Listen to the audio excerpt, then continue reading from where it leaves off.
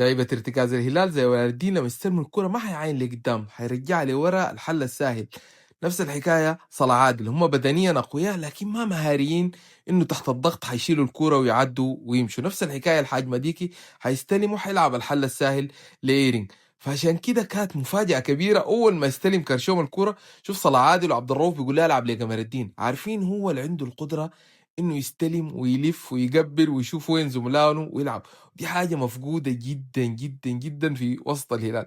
وسبحان الله جايبينه انه يلعب جناح او ظهير، فاجأ الناس انه في النص عنده القدرة يلم واحد يلم اتنين ويطلع الهلال وينقل الفريق، بالذات مع فرق بتلعب ضغط زي ما شفنا فريق المولودية. لحد ما في النهاية بيجي نازل وهو غير الوضع تماما في الشوط الثاني، انه عنده القدرة يستلم 1 2 وكمان بيلعب بالرجلين بالقدم اليسرى بيهيئ الكورة كيف لأحمد سالم، فإضافة مهمة جدا للهلال.